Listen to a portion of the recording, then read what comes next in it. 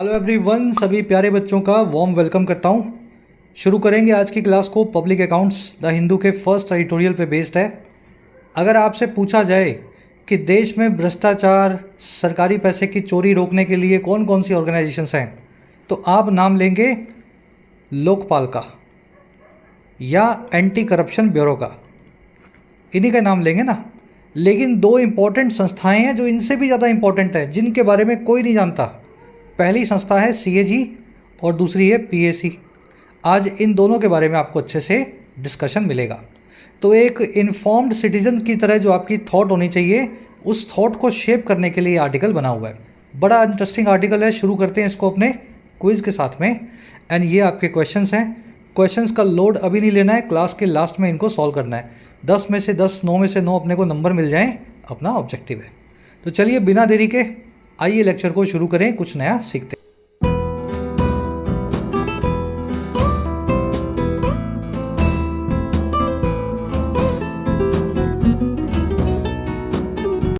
कह रहा है जी पब्लिक अकाउंट्स। कई बार मैंने आपको बताया, पब्लिक वर्ड जब भी दिखे, पब्लिक का मतलब क्या होता है? लोग बाग, है ना, पब्लिक। लेकिन सरकारी भाषा में या फाइनेंशियल पॉलिटी की लैंग्वेज में पब्लिक का मतलब होता है सरकार। पब्लिक से ही सरकार बनी है, पब्लिक की मनी ही सरकारी मनी है, पब्लिक की ड्यूटी ही सरकारी नौकरी है। तो कह रहा है जी सरकारी अकाउंट्स या पब्लिक के पैसे से बने हुए अकाउंट्स। क्या हो रहा है इनका? कह रहा है जी the PAC must assert its role as an instrument of parliamentary oversight. कह रहा है जो ये इंपॉर्टेंट ऑर्गेनाइजेशन है पीएसी, कह रहा है जी इस पीएसी को ना असर्ट करना पड़ेगा। असर्ट करना यानी दावे से रखना। वो अपना गाना था ना, साडा हक एथे रख, तो उस गाने में रणवीर कपूर असर्ट कर रहा है अपने हक के लिए कि साडा हक एथे रख।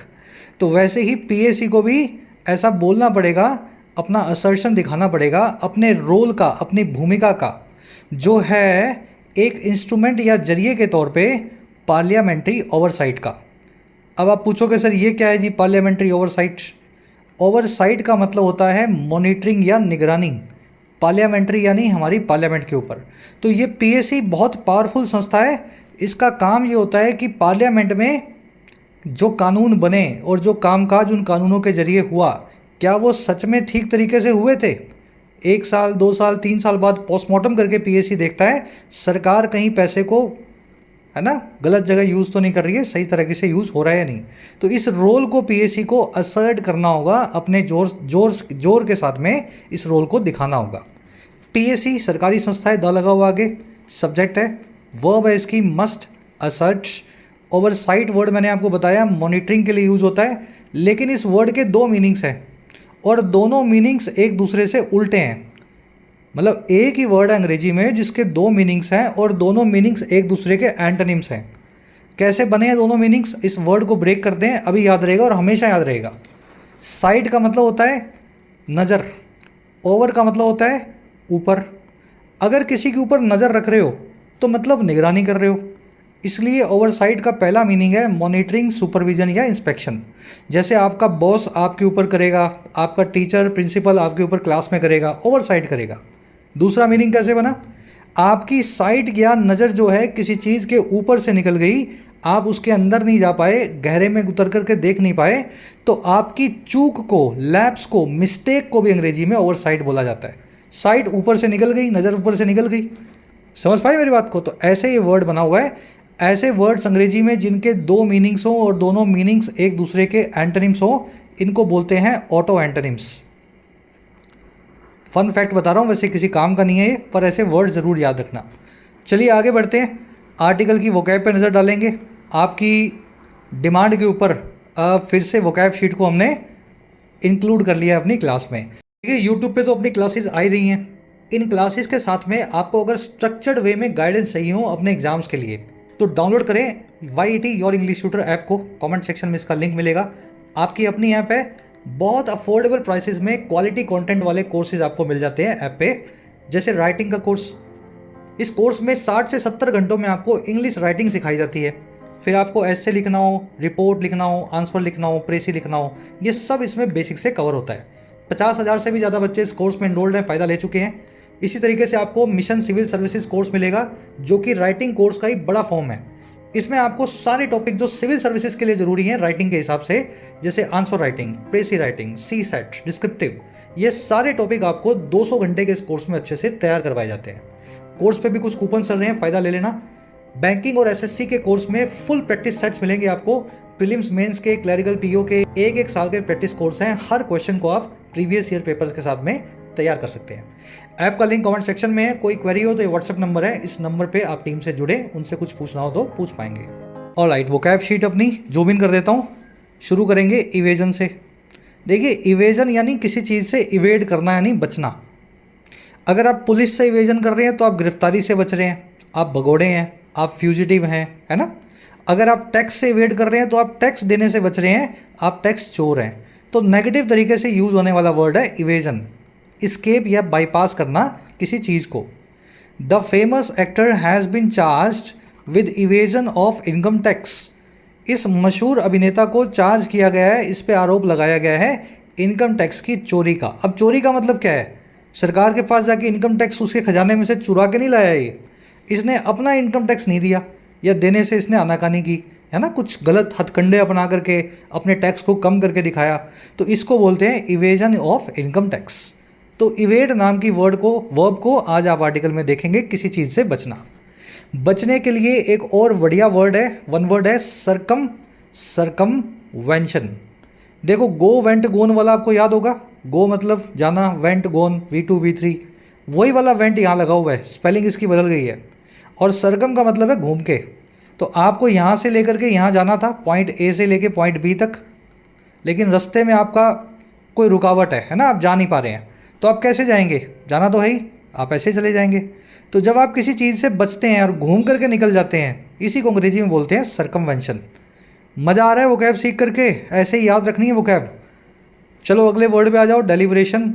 हिंदी में बोलते हैं मंत्रणा, या फिर आसान भाषा में समझें तो किसी चीज़ पे गहरे से विचार या ख्याल करना। सीरियस डायलॉग और कॉन्वर्सेशंस डेलिब्रेशंस होती हैं। A committee will start deliberations on the issue of reservation from tomorrow. एक कमेटी जो है अपनी बातचीत को स्टार्ट करेगी, डेलिब्रेशंस को स्टार्ट करेगी इस मुद्दे पे जो है आरक्षण का, रिजर्वेशन का। और ये कब से करेगी? फ्रॉम टुमारो, कल से होने वाला है। तो ये वर्ड आप डेलिब्रेशंस, गहरे से विचार विमर्श, इसको आर्टिकल में देखेंगे। वर्ब होती है इसकी डेलिब्रेट, डेलिब्रेट, है ना, वर्ब से नाउन बनाया हुआ है डेलिब्रेशन। चलिए अगला वर्ड है अंडरटोन। अब देखो, टोन मतलब आवाज़, अंडर मतलब नीचे की। एक इससे मिलता जुलता वर्ड है ओवरटोन।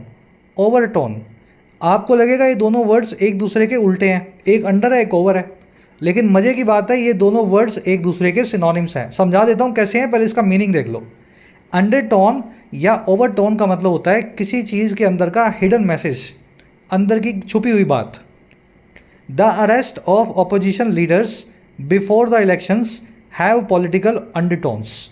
जो ऑपोजिशन लीडर्स का अरेस्ट है इलेक्शन से पहले, उसमें बहुत पॉलिटिकल या सियासी अंडरटोन्स या ओवरटोन्स मिलेंगी, बहुत सारे आपको पॉलिटिकल हिडन मैसेजिंग मिलेंगी। मतलब सरकार जो है इशारा कर रही है कि ऑपोजिशन के लीडर्स को हम एक एक करके सबको अंदर डालने वाले हैं, तो एक हिडन मैसेज जो है अरेस्ट से हमें अंडरटोन मिल रही है। दोनों वर्ड्स के बीच का डिफरेंस फिर किसी क्लास में करवा दूंगा भाई, एक बार याद कर लो। एक ही वर्ड्स हैं ये, थोड़ी लंबी हो जाती है क्लास, फिर हर चीज़ के अंदर घुसेंगे तो। जो बच्चा रेगुलर ले रहा है वो सब कोई चीज़ मिस नहीं करेगा। आज आपने कुछ मिस किया वो कल की क्लास में आ जाएगा। अगला वर्ड है ओवर आर्किंग या ओवर आर्चिंग। देखिए, आर्क या आर्च ये वर्ड जो है इसका मतलब होता है छाया, छत्र छाया। एक इसके लिए एक वर्ड कल आया था अपने आर्टिकल में, एजिस। जैसे आप अपने घर में रहते हैं अपने पिता की एजिस में या आर्च में, पिताजी सबके ऊपर छत्र छाया रखते हैं ना अपने, तो इसी तरीके से ओवर आर्चिंग वर्ड बना हुआ है। ओवर मतलब पूरा ऊपर और आर्च मतलब छत्र छाया। ऐसी चीज़ ओवर आर्चिंग होगी जिसकी छत्र छाया बहुत फैली होगी, यानी वो चीज़ सबसे ज़्यादा डोमिनेटिंग होगी। समझ पाए मेरी बात को? घर में पिताजी के कमांड जो है ओवर आर्चिंग होता है, क्योंकि उनकी डोमिनेशन है, उनकी बात को मना नहीं किया जा सकता। तो इस तरीके से डोमिनेंट चीज़ों को ओवर आर्चिंग बोला जाता है। Job security is the over arching concern. नौकरी की सुरक्षा या जॉब सिक्योरिटी जो है सबसे बड़ा या सबसे डोमिनेंट चिंता या कंसर्न है of the majority of protesters, ज़्यादातर इन प्रोटेस्टर्स का। वो प्रोटेस्ट इसीलिए कर रहे हैं क्योंकि उनको लग रहा है उनकी जॉब सिक्योर नहीं है, यही कंसर्न सबसे डोमिनेंट है। चलिए इसको ओवरऑल या ओवर शेडोइंग बोलते हैं। आर्च और शेडो एक ही बात है, शेडो का मतलब भी परछाई होता है, तो इस तरीके से वर्ड आप याद कर सकते हैं, ओवर आर्चिंग, ओवर शेडोइंग। चलिए लास्ट वर्ड है अपना आज का, एनविसिस। देखिए दो वर्ड्स हैं, एनविसिस और दूसरा है एनविजन, दोनों में लगा हुआ विजन। विजन का मतलब होता है नज़र। अगर आप किसी चीज़ को एनविसिस कर रहे हो या एनविजन कर रहे हो तो आप हिंदी में बोलेंगे परिकल्पना कर रहे हो उस चीज़ की। आप सोच रहे हो अपने दिमाग में कि ये होने वाला है, आगे ऐसे होगा, अभी मैं ये वाला कोर्स करूँगा, इसके बाद ये एग्ज़ाम देखूँगा, फिर ये करूँगा। तो ये जो आप आगे के ख्याल बनाते हैं, आगे की सोच रखते हैं, इसी सोच को बोला जाता है एनविजन या एनविसिस। ठीक है, पिक्चराइज करना, विजुलाइज करना, वर्ब है एक। कह रहा है जी it is difficult to envisage the consequences of another pandemic.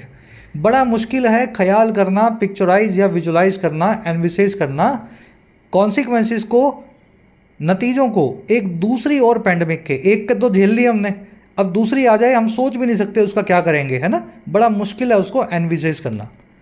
चलिए विजन से वर्ड कनेक्टेड रखना बड़ा इजी है। आज के सारे वर्ड्स जो आपने देखे, अब आ जाओ आर्टिकल पे एक समरी आपको दें।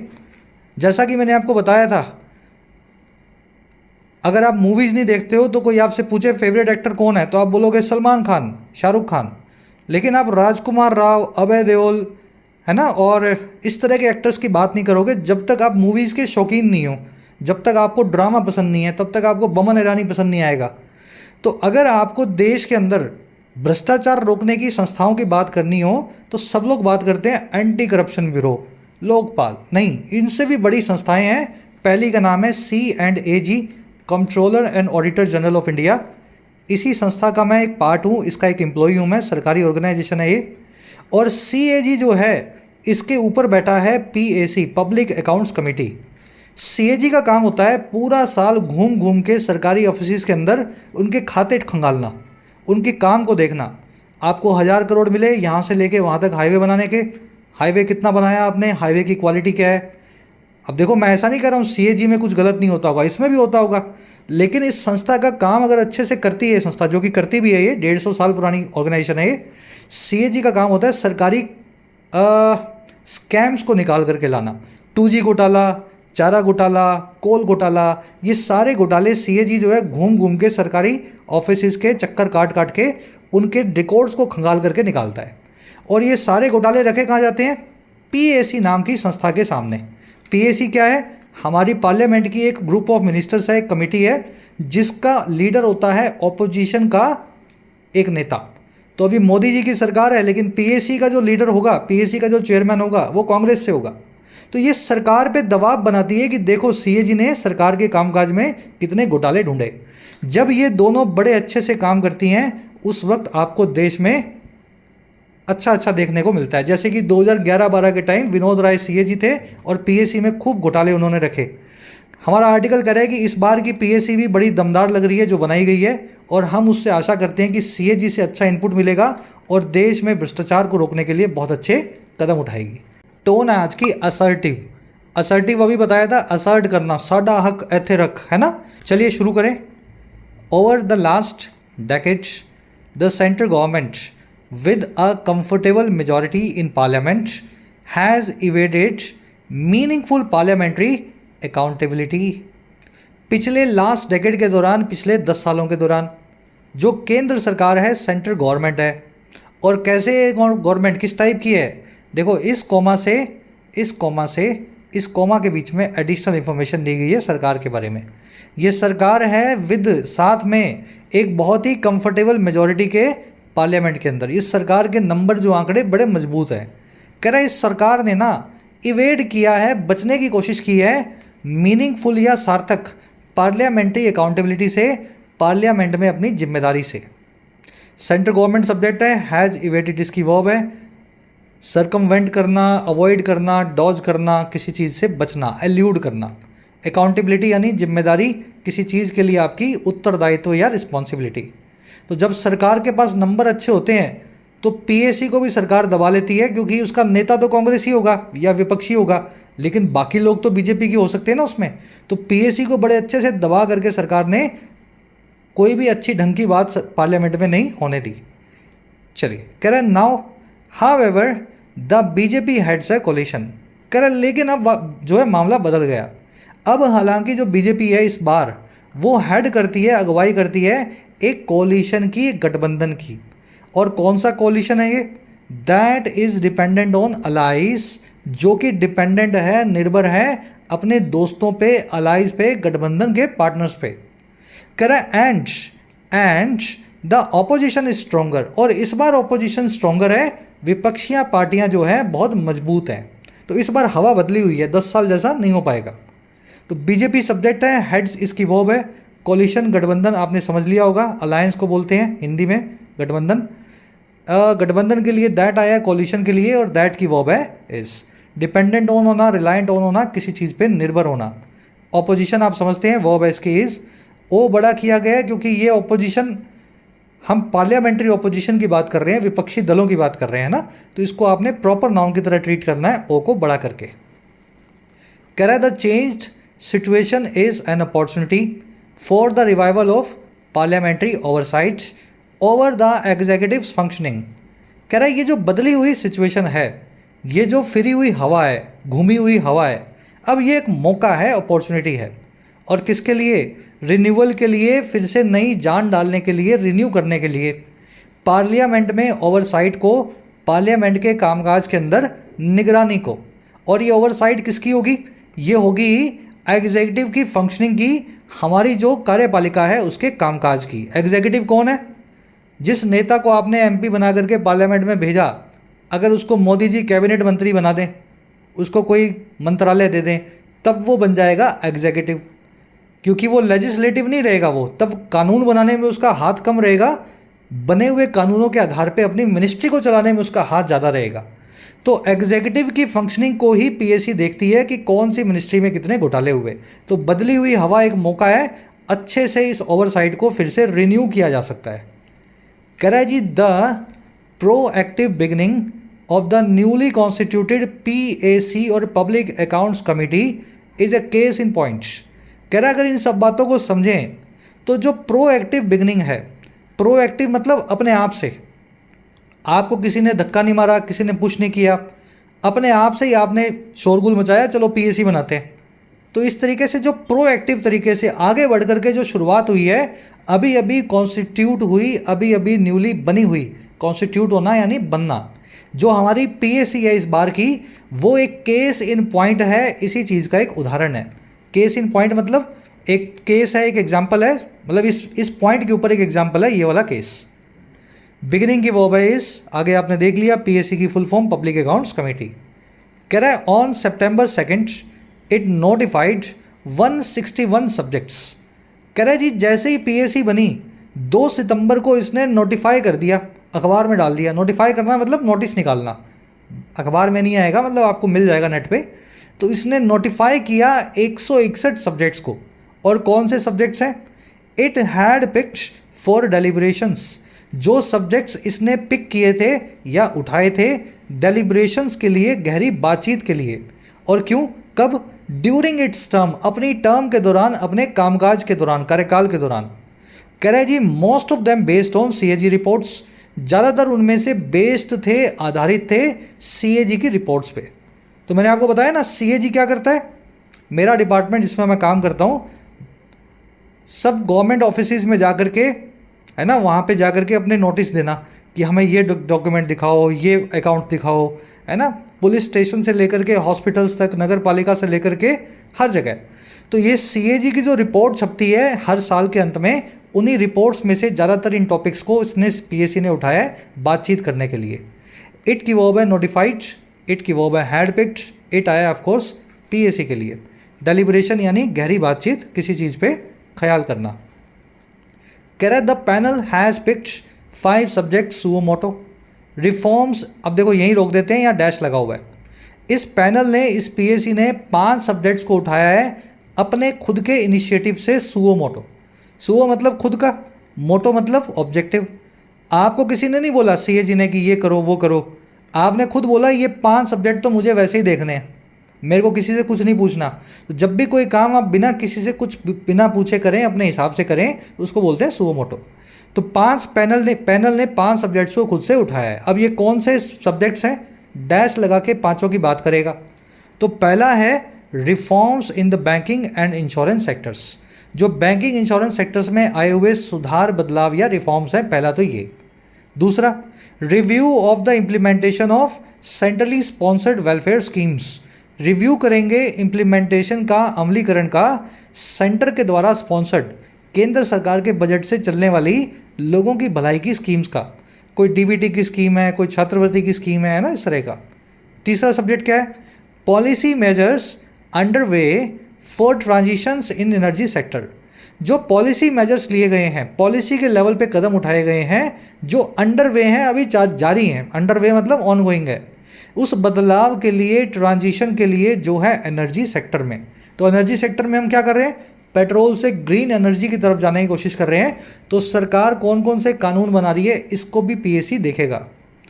अगला काम कौन सा काम है, चौथा, performance review of regulatory bodies established bye acts of parliament, सारी परफॉर्मेंस का रिव्यू करेगा रेगुलेटरी बॉडीज़ की, ऐसी बॉडीज़, ऐसी संस्थाएं जो रेगुलेशन करें, जो देश में किसी चीज़ को नियमित करें और जो इस्टेब्लिश्ड बाय हों पार्लियामेंट के किसी एक्ट से। जैसे सेबी है, इंश्योरेंस को देखती है आईआरडीए, स्टॉक मार्केट को देखती है सेबी, बैंकिंग को देखता है आरबीआई। तो इन सब की परफॉर्मेंस को पीएससी देखेगा। और लास्ट में क्या देखेगा, ये पांचवा बता रहा है आपको, and the levy and regulation of fees, tariffs, user charges on public infrastructure and other public utilities. Last में देखा जाएगा जो लेवी लग रहा है, जो टैक्स लग रहा है, जो दंड लग रहा है, और रेगुलेशन हो रहा है जो फीस का, कैसे फीस को घटाया बढ़ाया जा रहा है, जो टैक्सेस लग रहे हैं, टैरिफ लग रहे हैं, जो यूज़र चार्जेस लग रहे हैं, और किस पे, पब्लिक इंफ्रास्ट्रक्चर पे और अदर पब्लिक यूटिलिटीज़ पे।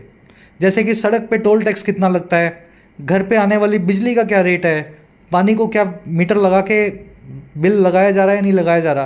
तो ये सब पब्लिक यूटिलिटीज़ हैं, इन पे कितना पैसा हम देते हैं, इसको भी पीएससी रिव्यू करना चाहता है। लंबा सेंटेंस था, बिल्कुल ब्रेक करके बता दिया। 5 सब्जेक्ट सुओ मोटो और पांचों सब्जेक्ट्स दीज, है ना, सेमी कॉलम से अलग अलग किए हुए हैं। चलिए, पैनल की वर्ब हैज़ पिक्ड, बाकी सब वर्ड्स देख लेना। लेवी का मतलब होता है कोई दंड, कोई चार्ज, कोई पेनल्टी, कोई टैक्स आप पे लगे तो वो लेवी कहलाती है। ट्रांजिशन यानी बदलाव, अंडरवे यानी ऑन गोइंग हो, जो चीज़ जारी हो। अब ये सुओ मोटो जो आपने वर्ड देखा, ये बाहर का वर्ड है, इंग्लिश में इसको ले लिया गया है। तो ऐसे कई सारे बाहर के वर्ड्स हैं, फॉरेन फ्रेजेस, जिनको आपको याद रखना है, आने चाहिए, कभी कभी रीडिंग में आते हैं। तो वैसे तो बहुत होंगे, 100-150 होंगे। मैंने 5-6 आपके सामने लिखे हैं जो एग्ज़ाम्स में आए हुए हैं और आपको कभी ना कभी किसी एग्ज़ाम में मिल जाएंगे। पहला है जी एड लिबिटम, एड नॉजियम, क्विड प्रोक्यो, सिना क्वा नॉन एंड कैविएट एम्प्टर। लिख देता हूँ मैं, मेरे को पता है आपको हवा भी नहीं लग रही होगी इनका मीनिंग क्या होता है। चलो देखिए, लिबिटम क्या होता है, लिमिट या लिबर्टी, लिमिट या लिबर्टी से बना है लिबिटम। अगर आप कोई चीज़ एड लिबिटम कर रहे हैं तो आप उस चीज़ को अपनी लिबर्टी के हिसाब से कर रहे हैं, जैसा मन में आ रहा है वैसे कर रहे हैं।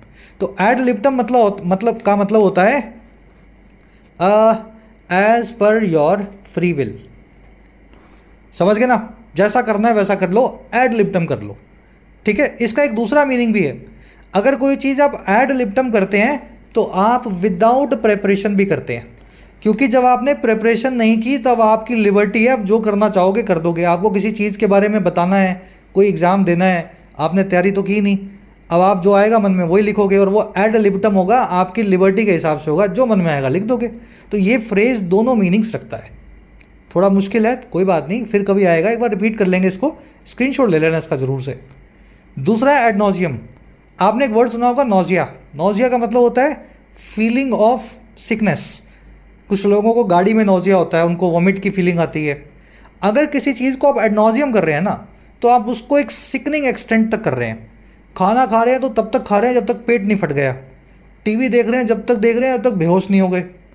समझ गए ना, एड नॉजियम का मतलब होता है to do stuff to an extreme extent, to do something to the extreme, ठीक है। एड नॉजियम एक नेगेटिव वर्ड है, गलत काम, किसी भी अच्छी भी चीज़ को अगर ज़रूरत से ज़्यादा करोगे तो एड नॉजियम हो जाएगा, है ना। चलो अगला वर्ड है क्विड प्रो क्यो। हिंदी में बोलते हैं इसको एक हाथ दे एक हाथ ले। ठीक है। You scratch my back I scratch yours. तुम मेरी पीठ खुजा दो मैं तुम्हारी खुजा दूंगा। अंग्रेजी में इडियम है ये, तो क्विड प्रो क्यो इस तरीके से यूज़ होता है। म्यूचुअल बेनिफिट इसको आप बोल सकते हैं, है ना। अगला है सिना क्वा नॉन। देखिए नॉट से बना है नॉन, रिक्वायरमेंट से बना है क्वा, और सने का मतलब होता है विदाउट। ऐसी चीज़ जिसके विदाउट या बिना आपकी रिक्वायरमेंट पूरी ना हो, इनडिस्पोजेबल हो, जरूरी हो, अति आवश्यक हो, सिना क्वा नॉन। अति आवश्यक लिख दूं, या इसको बोलते हैं इनडिस्पेंसिबल। जिस चीज़ से आप डिस्पेंस विद ना कर सकें, जिस चीज़ के बिना आप गुजारा ना कर सकें, इनडिस्पेंसिबल होगा या तो, है ना, इनडिस्पेंसिबल। लास्ट है कैवियाट एम्प्टर। कैवियाट का मतलब होता है वार्निंग, और एम्प्टर का मतलब होता है बायर।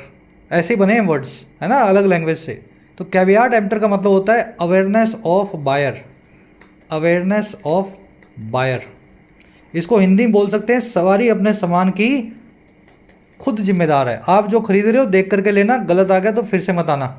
Caveat emptor. चलिए स्क्रीनशॉट ले लो इसका, 5-6 अच्छे अच्छे वर्ड्स हैं। फिर किसी क्लास में आपको रिपीट करवाऊंगा, आज के क्विज में पूछे हैं। कह रहा है जी the PAC headed by Congress Member of Parliament KC Venugopal has made use of the rule which clearly states। कह रहा है जो PAC है, अब ये कौन सी PAC है, कॉमा से कॉमा के बीच में बताया हुआ है, जो हेडेड बाय है, जिसकी अगुवाई में है कांग्रेस के MP KC वेणुगोपाल। कह रहा है इस PAC ने ना मेक यूज़ किया है, बड़े अच्छे से इस्तेमाल लिया है एक रूल का, एक कानून का, एक नियम का, जो ये साफ साफ कहता है विच क्लियरली स्टेट्स। और क्या कहता है, that its functions can go beyond the formality of expenditure to its wisdom, faithfulness and economy. कि जो PAC के फंक्शंस हैं, जो कामकाज हैं, वो गो बियॉन्ड हो सकते हैं, पार जा सकते हैं इस फॉर्मेलिटी से, इस औपचारिकता से जो है एक्सपेंडिचर का या खर्चे को देखने की। और कहाँ तक जा सकते हैं, टू लगा के बता रहे हैं, ये जा सकते हैं इसकी समझदारी तक, इसकी भरोसेमंदी तक, और इकॉनमी या मित व्यवस्था तक, किफ़ायती पने तक। तो PAC का काम सिर्फ इतना नहीं है कि एक्सपेंडिचर देखे, CAG ने बताया इसमें इतना घोटाला हुआ, नहीं। जहाँ नहीं हुआ PAC वहाँ भी घुस के देख सकती है, अपनी समझदारी लगा सकती है। देश की इकॉनमी, देश के खर्चे के सामने इकॉनमी बरतना, है ना, फिजूल खर्ची ना होने देना, फेथफुलनेस रखना देश के लिए, ये सब कामों पे, फ्रंट्स पे भी PAC कोई ना कोई मामले को उठा सकती है। तो इस रूल का KC वेणुगोपाल ने अच्छे से फ़ायदा उठाया है। PAC की वर्ब है has made, make use of something, किसी चीज़ का फ़ायदा लेना। विच की वर्ब है स्टेट्स, विच आया है, पेन ले लूँ एक सेकेंड, विच आया है रूल के लिए। फंक्शंस की वर्ब है can go beyond, go beyond करना, किसी चीज़ के पार चले जाना। इसके लिए एक और अच्छा वर्ड है, कितने बच्चों को याद है, टी से शुरू होता है, TR से शुरू होता है, चलो डालना कमेंट्स में। वन वर्ड है, पार जाने के लिए, गो बियॉन्ड करने के लिए यूज होता है। कह रहा है this rule has been used only rarely and to make a political point. कह रहा है ये रूल जो है कभी कभी यूज़ होता है, रेयरली ही इसका इस्तेमाल किया गया है भारत के इतिहास में, और ये किया जाता है एक पॉलिटिकल पॉइंट को मेक करने के लिए, एक सियासी मुद्दे को उठाने के लिए। जब भी इस रूल का इस्तेमाल होता है तो कुछ राजनीति के हिसाब से इस रूल को यूज़ में लिया जाता है। Though the subjects picked by the PAC have political undertones, the overarching public interest involved is unmistakable.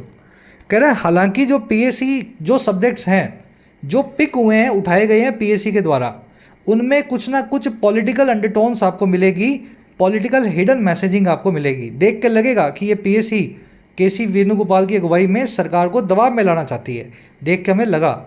लेकिन फिर भी जो इसमें पब्लिक इंटरेस्ट इन्वॉल्व है, इन मुद्दों के अंदर जो पब्लिक की भलाई इन्वॉल्व है और जो डोमिनेंट तरीके से दिखाई दे रही है, वो अनमिस्टेकेबल है, उस पर कोई गलती होने की संभावना ही नहीं है। मतलब ज़रूर ये सियासी एक पैतरा है, PAC सरकार को दबाव में लाएगी, लेकिन इस चक्कर में पब्लिक का कुछ फ़ायदा ज़रूर हो जाएगा। ये चीज़ हमें अनमिस्टेकेबली दिखाई देती है, पब्लिक इंटरेस्ट। सब्जेक्ट्स की वर्ब है हैव, अंडरटोन, ओवरटोन, याद होगा ना, हिडन मैसेजिंग, पब्लिक इंटरेस्ट, आम आदमी की भलाई, इसकी वर्ब है इज। ओवर आर्चिंग यानी डोमिनेंट, पिता की तरह छत्र छाया रखने वाला जो डोमिनेट करे, ओवर आर्चिंग। चलिए next paragraph. The constitutional scheme envisages that parliament controls the finances of the country. हमारी कॉन्स्टिट्यूशनल स्कीम जो है, संविधान का जो ढांचा है, वो ये परिकल्पना करता है, एनविसेज करता है कि पार्लियामेंट जो है वही कंट्रोल करती है देश के पैसे को, हमारी कंट्री के फाइनेंसेस को। अच्छा, कैसे कंट्रोल करती है? एनविसेजेस देख लेना, किसी चीज़ को विजुलाइज करना, स्कीम की वो है एनविसेज। कह रहा है जी वो ऐसे करती है, एनी टैक्स में B imposed only by passing legislation. कोई भी टैक्स, कोई भी कर सिर्फ वो लगाया जा सकता है तभी जब आप एक लेजिस्लेशन पास करें, उसके ऊपर एक कानून बनाएं। तो कानून कौन बनाएगा? पार्लियामेंट बनाएगी। और पार्लियामेंट बनाएगी तो मतलब टैक्स लगाना, टैक्स उगाना, फिर उस टैक्स को यूज़ करना, सारे देश के फाइनेंसेस को पार्लियामेंट ही कंट्रोल कर पाएगी। टैक्स की वर्ब है may be imposed, passive voice में। इम्पोज का मतलब होता है किसी पेनल्टी को, है ना, किसी दंड को, टैक्स को लगाना। चलिए, कह रहा है जी all expenditure of government needs prior sanction from Parliament through appropriation bill. सारा एक्सपेंडिचर जो है सरकार का, उसको ज़रूरत होती है एक सैंक्शन की, एक अप्रूवल की पार्लियामेंट से, अप्रोप्रिएशन बिल के जरिए। तो वो देख लेना आर्टिकल 110 कौन सा, 111 अप्रोप्रिएशन बिल, है ना। फिर उससे एनुअल फाइनेंशियल स्टेटमेंट बनती है, आर्टिकल 112 जिसको बजट बोलते हैं, निर्मला सीतारमन जी लेकर के आती हैं। तो हर बजट से पहले एक अप्रोप्रिएशन बिल बनेगा और उसके ऊपर ही कोई एक्सपेंडिचर हो सकता है, पार्लियामेंट की अप्रूवल के बिना नहीं होता। एक्सपेंडिचर की वो है नीड्स। कह रहा है जी the CAG is a constitutional office. जो CAG है, Controller and Auditor General of India, ये एक कॉन्स्टिट्यूशनल ऑफिस है, संवैधानिक संस्था है। That examines and audits the financial functioning of all government departments. जो एग्जामिन करता है और ऑडिट करता है काम काज को, पैसे से जुड़े हुए फाइनेंशियल फंक्शनिंग को, सभी गवर्नमेंट डिपार्टमेंट्स की। जैसा कि मैंने आपको बताया था, है ना, कहीं भी जाओ, डोरबेल बजाओ ऑफिस की और उसको बोल दो आज से CAG की ऑडिट आपकी, ये इन्फॉर्मेशन दो और अब 1 महीना यहीं बैठेंगे, आपका ऑडिट करके जाएंगे। हालांकि फाइनेंशियल फंक्शनिंग के अलावा हम परफॉर्मेंस ऑडिट भी करते हैं, उस पैसे को यूज़ कैसे किया, उससे पब्लिक का क्या भला हुआ, ये काम भी CAG का होता है। CAG की वर्ब है इज, दैट आया है ऑफिस के लिए, दैट की वर्ब है एग्जामिन्स एंड ऑडिट्स, दोनों वर्ब्स हैं। All its reports are sent to the PAC। सारी इसकी रिपोर्ट साल के अंत में PAC के सामने पेश की जाती हैं पार्लियामेंट में। और PAC क्या है? PAC है one of the oldest and most significant parliamentary panels. ये भारत के सबसे पुराने और सबसे ज़रूरी, सबसे महत्वपूर्ण पार्लियामेंट्री पैनल्स में से, कमिटीज़ में से एक कमिटी है PAC। रिपोर्ट्स की वर्ब है आर सेंट, पैसिव वॉइस लगा हुआ है। वन ऑफ के बाद में प्लूरल नाउन का इस्तेमाल हो, वन ऑफ दोज पैनल्स, उन पैनल्स में से एक है। अगर काफ़ी सारे पैनल्स होंगे, उन्हीं में से एक निकाल पाओगे ना। मान लो पैनल ही एक होता हो तो फिर उसमें से वन कैसे निकलेगा? तो वन ऑफ का काम होता है एक प्लूरल क्वांटिटी में से एक चीज़ का सिलेक्शन करना। तो वर्ब जो नाउन है इसके बाद हमेशा प्लूरल होगा। कुछ ग्रामर कॉन्सेप्ट हैं जो मैं अभी इकट्ठे करवाऊंगा आपको, भी आगे बढ़ते हैं। कह रहा है जी government measures that pick the winners of the economy have led to serious allegations of cronic capitalism in recent years।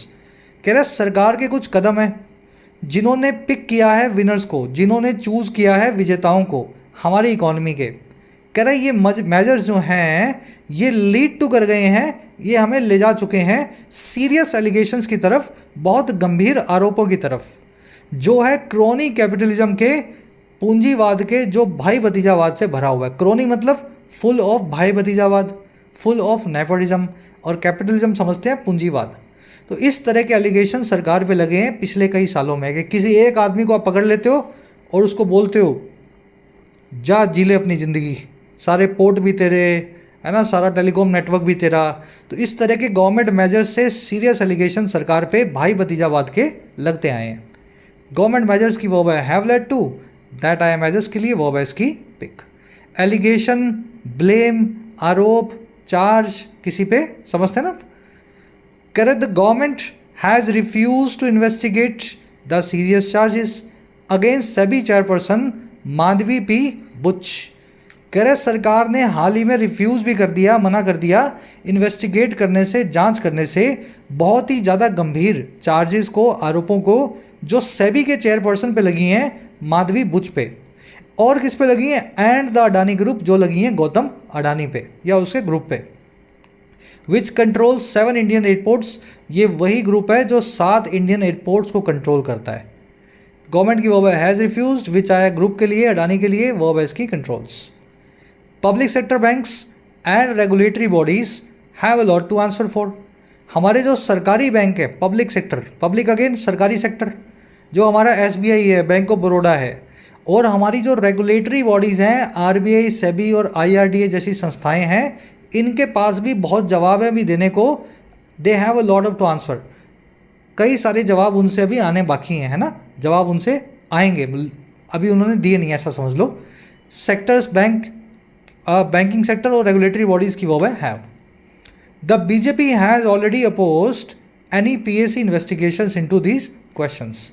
अब ये बात कर रहे हैं पिछले 10 सालों की, कह रहे हैं बीजेपी ने पहले से ही अपोज कर रखा है, विरोध कर रखा है कि PAC कोई इन्वेस्टिगेट नहीं करेगी इन सभी सवालों को। PAC को इन चीज़ों में घुसना ही नहीं है कि अडानी ने क्या किया, है ना, कौन से बैंक में, SBI में क्या हुआ, इन चीज़ों को बीजेपी अपोज करती है। The 22 member PAC has 13 members from the BJP led NDA and 9 opposition MPs। 22 members वाली ये PAC जो है, इसमें 13 NDA के हैं और 9 ऑपोजिशन MP हैं, कांग्रेस या दूसरी इंडिया गठबंधन के, इंक्लूडिंग फ्रॉम द कांग्रेस, जिसमें से 4 कांग्रेस के हैं। सिंपल सेंटेंसेस है, बार बार रिपीट करने की जरूरत नहीं है, बहुत आसान है पढ़ना। PAC की वर्ब है has. The committees assertive posturing could be undermined by the ruling collisions majority. कह रहा है जी ये जो कमेटी है PAC, जिसने इस बार दमदार ओपनिंग शुरू की है अपनी, कह रहा है इसकी जो असर्टिव पोस्चरिंग है, असर्टिव मतलब असर्शन वाली, साडा हक एथे रख वाली, है ना, दावेदार, दावा ठोकने वाली, और पोस्चरिंग का मतलब होता है किसी चीज़ को लेकर के अपना कुछ पोस्चर बनाना, मुद्रा बनाना, है ना, अपना स्टैंस या पोजीशन बनाते हैं आप। तो इसका मतलब ये हुआ कि इस कमेटी की PAC का जो इस बार साडा हक एथा रख वाला जो दावा है या इसका जो मुद्रा है, वो अंडरमाइन हो सकती है, कमज़ोर हो सकती है रूलिंग कोलिशन की मेजॉरिटी की वजह से, NDA गठबंधन की ताकत की वजह से। NDA वैसे तो BJP से मिलके बना है, BJP उसमें बड़ा पोर्शन तो BJP का ही है ना, तो उससे इस बार भी हो सकता है PAC को थोड़ा दबाव झेलना पड़े। असर्टिव पोस्चरिंग की वर्ब है could be undermine, passive voice, undermine करना, किसी चीज़ को क्या करना, किसी चीज़ को वीक बनाना, कमज़ोर बनाना। कह रहा है the PAC and the department related standing committees, many of which are yet to be constituted, should assert their role. कह रहा है अब नसीहत यही है PAC के लिए कि एक तो आप जो आप बन चुके हो 22 मेंबर की कमेटी, और बहुत सारी जो स्टैंडिंग कमेटी हैं डिपार्टमेंट रिलेटेड, होम डिपार्टमेंट की, है ना, फाइनेंस डिपार्टमेंट की, कह रहा है इन सभी को, जिनमें से कई सारी, मैनी ऑफ विच अभी बाकी हैं कॉन्स्टिट्यूट होना, बनाए जाना, कह रहे हैं इन सभी को असर्ट करना होगा अपने रोल को, दावा ठोकना होगा अपनी भूमिका का। और कैसे ठोकना होगा, as instruments of parliamentary authority, parliament पे अपनी अथॉरिटी के इंस्ट्रूमेंट के तौर पे। कोई सवाल जवाब नहीं कर सकता पार्लियामेंट से सिवाय PAC के। PAC बुला सकती है किसी भी नेता को, पूछ सकती है कि तुम्हारे मंत्रालय में ये कैसे हुआ, वैसे किसी की इतनी जिम्मेदारी नहीं है ना, इतनी पावर्स नहीं है, तो इनको अपनी पावर्स को दिखाना होगा। एंड दूसरा कौन सा रोल दिखाना होगा, and the enforcer of executives accountability to people, और ये जो दूसरा रोल है वो भी दिखाना होगा जो है इन्फोर्सर का, एनफोर्स करके जबरन लगाने का, लगाने वाले का, जो है एग्जीक्यूटिव की अकाउंटेबिलिटी को, कार्यपालिका की जिम्मेदारी को हम लोगों के सामने।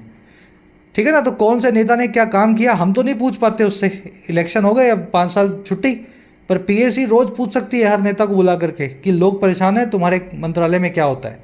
तो अपने इस रोल को PAC को अच्छे से निभाना होगा अथॉरिटी के साथ में, इन्फोर्सिंग अथॉरिटी बन करके, है ना। PAC और डिपार्टमेंट रिलेटेड कमिटीज़ की वर्ब है शुड असर्ट। ठीक है, दोनों एंड कंजंक्शन से जुड़े हुए हैं, सब्जेक्ट का पार्ट ही होंगे। मैं इसको कलर दे देता हूँ, green colour, just a minute. चलो, कलर आ नहीं रहा है इस पर शायद।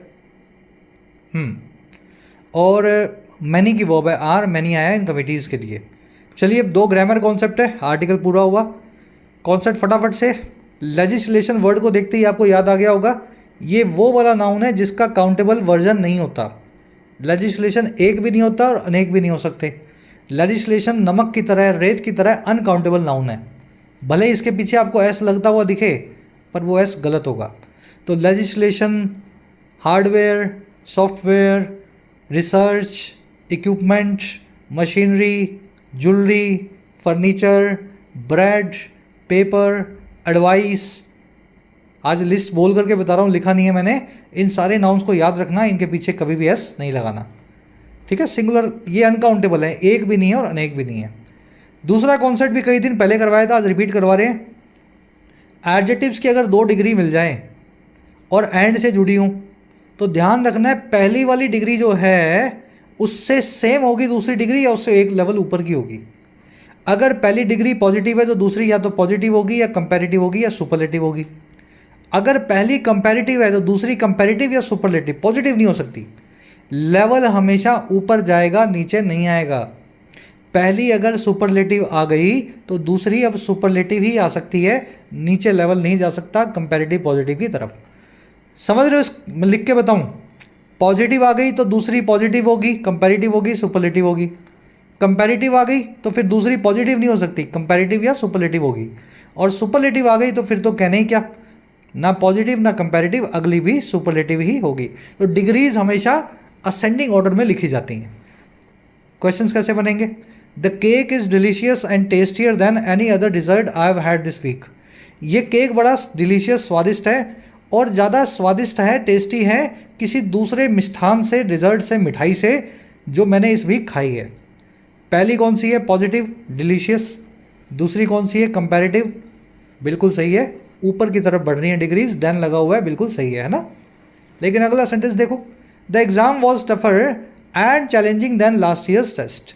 एग्ज़ाम जो है टफर था, ज़्यादा मुश्किल था और चैलेंजिंग था पिछले साल के टेस्ट से। ये लग गई कंपैरेटिव। अब ऊपर बढ़ोगे आप, आपको यहाँ पे कंपैरेटिव या सुपरलेटिव का इस्तेमाल करना है। आगे वाला वर्ड देख लो, आगे आपको बता रहा है कंपैरेटिव का इस्तेमाल होना चाहिए, तो आप सुपरलेटिव ना लगाओ, यहाँ लिख दो कंपैरेटिव मोर चैलेंजिंग, ठीक है ना। The hotel offers most luxurious and comfortable accommodations in the city. ये होटल ऑफर करता है सबसे ज़्यादा ठाट बाट वाला और कंफर्टेबल रहने की जगह को, अकोमोडेशन को इस शहर में। द मोस्ट लग्जूरियस सुपरलेटिव आ चुका है, अगला सुपरलेटिव ही होगा, तो यहाँ लिखेंगे द मोस्ट कंफर्टेबल। क्लियर है ना? मुश्किल तो नहीं लग रहा?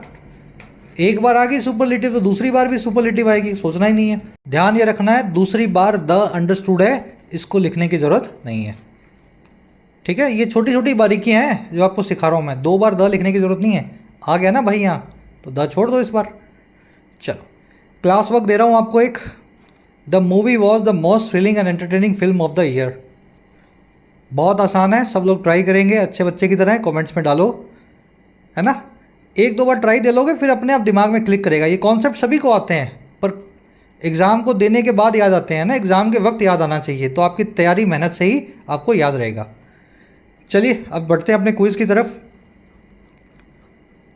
चलो मैं कोशिश करता हूँ क्लास कैसे भी करके 40 मिनट की हो, पर इतने कॉन्सेप्ट होते हैं कि कभी कभी काटने पड़ते हैं। मुझे आज भी लग रहा है काटने पड़ेंगे 1-2 कॉन्सेप्ट्स। कह रहा है जी फर्स्ट क्वेश्चन में आर्टिकल क्या सजेस्ट करता है प्राइमरी रोल हो जो सीएजी का पार्लियामेंट्री ओवरसाइट को लेकर के।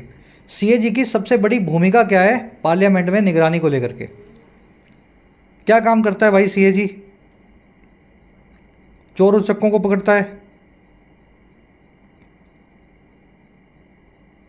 सीएजी का काम है जी सरकारी दफ्तरों में जाकर के उनके अकाउंट्स खंगालना, उनसे सवाल करना, बड़े बड़े अफसरों से, है ना, कि आपने क्या काम किया पूरे साल में, पैसे को कैसे यूज़ किया। तो ये काम करता है जी examining and auditing the financial functioning of government departments. First का आंसर हो गया डी। साथ साथ ट्राई देते जाओ। आर्टिकल के हिसाब से ऐसी कौन सी चीज़ है जो संभावित तौर पे कमज़ोर बना देगी इफ़ेक्टिवनेस को, असर को, पीएससी के असर्टिवनेस की? इनमें से कौन सा ऐसा कारण है जिससे इस बार की पीएससी भी टाइट फिश हो सकती है पिछले 10 सालों की तरह? वही कारण है जो पिछले 10 सालों में था। मेजॉरिटी बीजेपी लेड सरकार है, हो सकता है इस बार भी पीएससी को दबा ले और ठीक से बातचीत ना करने दे। सी आंसर बनेगा इसका। बीच में कुछ क्वेश्चंस हैं, सिने क्वा नॉन, क्रॉनिक कैपिटलिज्म, एड नॉजियम और किसी चीज़ के अंदर घुसा हुआ छुपा हुआ इम्प्लिसिट या इनडायरेक्ट मैसेज। एक वर्ड और पूछा मैंने, इवेड। इवेड का एंटोनिम बताना है आपको, सिनोनिम नहीं बताना। मान लो जी इसका सिनोनिम होता है इन्वेड, तो ये आंसर नहीं होगा, फिर आंसर आपको उल्टा जो बताया ना इम्ब्रेस का उल्टा हो। लास्ट में 2 क्वेश्चंस मिलेंगे ऑन ग्रामर कॉन्सेप्ट जो आपने सीखे। पहला मिलेगा इस वर्ड की वजह से और दूसरा आपको मिलना चाहिए इस वर्ड के आसपास। फर्स्ट कमेंट में आंसर्स हैं, वीडियो के नीचे जाएं और चेक करें आउट ऑफ 10 कितने मार्क्स मिले। अपने आंसर से मेरे आंसर्स को चेक करना, 9 में से बताना। कल आपसे लेंगे मुलाकात कल की क्लास में। जिन बच्चों को कोर्सेज की ज़रूरत है, एक्स्ट्रा क्लासेस की ज़रूरत है, you can take the benefits of the courses. Application को डाउनलोड करें, YT ऐप को। आपको राइटिंग का, SSC का और बैंकिंग का, इनफैक्ट UPSC का भी कोर्स मिल जाएगा। अफोर्डेबल कोर्सेज है, मेहनत करना चाहते हैं तो ऐप को डाउनलोड करें, कमेंट सेक्शन में लिंक रखा गया है, you can take the benefits. चलिए, अंटिल देन साइनिंग आउट।